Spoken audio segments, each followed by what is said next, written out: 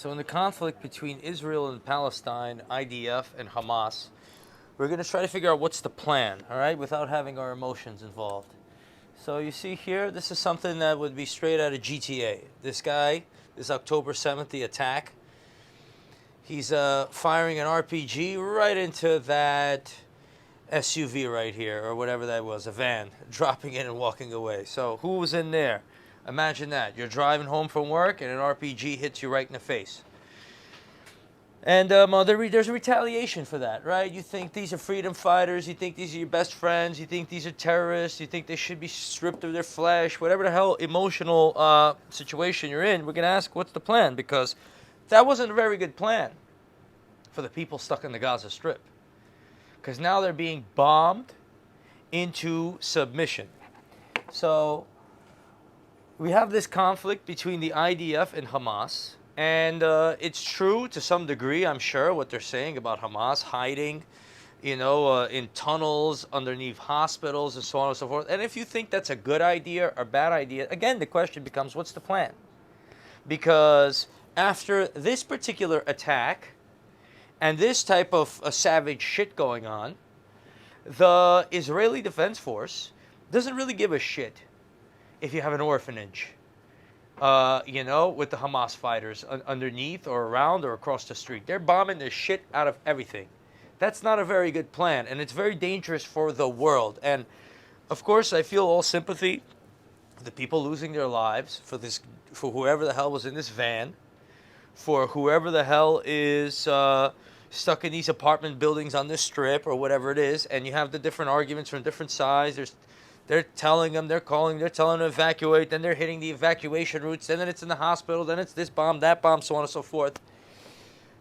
October 7th, the conflict started with this particular attack, and now the IDF is clearing out the entire Gaza Strip, most likely. I think their plan, or somebody's plan, is to push all those people into the Sinai Peninsula. Now, we're going to look on the map. Israel. Okay. And we're going to go on the maps right here. And we're going to see what the situation really is. So, in all reality, the people living here, after their conflict with the people that are pushed in here, is not being resolved in any way. And the constant types of attacks, and I think that attack was allowed to happen so they could show the world why they're going to be doing what they're doing.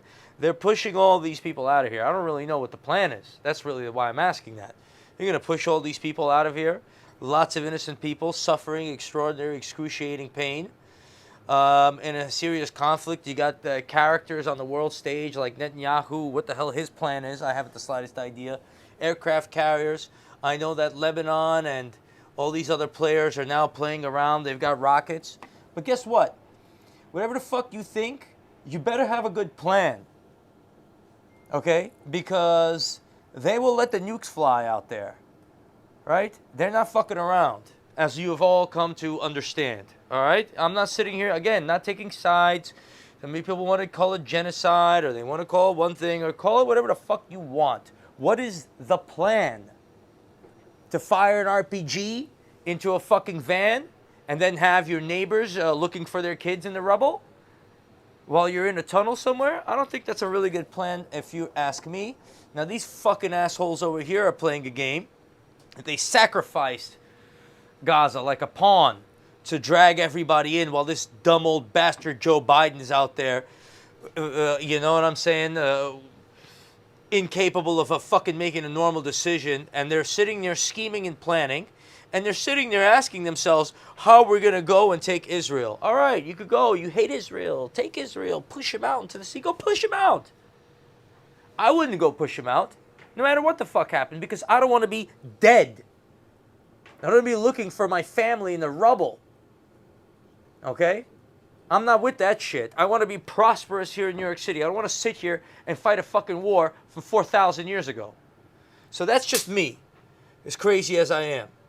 But these motherfuckers are playing a game, and we don't know the plan is. But behind the scenes, somebody's fucking around, and we don't know who the fuck it is. All right? Netanyahu, he's talking about the Bible, Amalek, wearing black shirts. He's out of his fucking out of his gourd. Oh yeah, let's go to the Gucci store.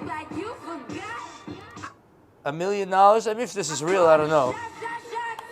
She's buying Cartier. They're fucking siphoning off that money left and right. And of course, this motherfucker who was involved, the Epstein victim who gave Ghislaine Maxwell a maximum sentence, found dead. Nobody cares about that.